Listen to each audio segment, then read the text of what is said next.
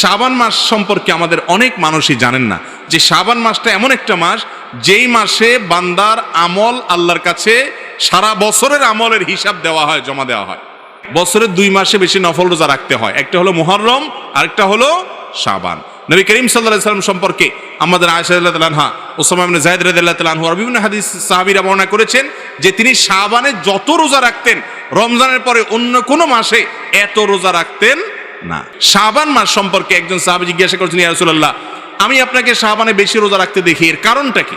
তিনি 2টি কারণ বলেছেন। 1 নম্বর কারণ হলো তিনি বলেছেন এই মাসে বান্দার আমল আল্লাহর সামনে পেশ করা হয়, ফেরেশতারা হিসাব জমা দেয়, সারা বছরের রিপোর্ট জমা দেয়। তো আমি চাই আমার রিপোর্ট যখন জমা দেওয়া হবে ওই টাইমটাতে আমি একটু আমলে থাকি, রোজার মধ্যে থাকি, যাতে করে আমার আমল নামা জমা দেওয়ার সময় আমাকে আল্লাহ ইবাদত অবস্থায় দেখেন। কোনো মালিকের ডিউটি করলে মালিক হঠাৎ করে এসে গেছে ইনভেস্টিগেশনে বা সাইট ভিজিটে, ওই টাইমে যদি কর্মচারী বা কাজের লোকটা কাজে ব্যস্ত থাকেন, মালিক ওই অবস্থা দেখে তার কাছে ভালো লাগবে। এই জন্য শাবান মাস নবী করিম সাল্লাল্লাহু আলাইহি ওয়াসাল্লাম নফল রোজা বেশি বেশি করে রাখতেন।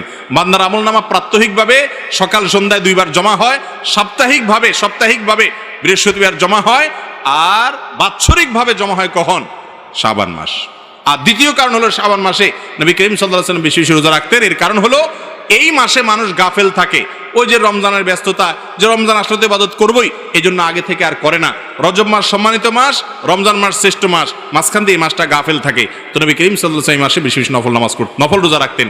এই জন্য শাবান মাসের শ্রেষ্ঠ আমল হলো কি করা? নফল রোজা রাখা।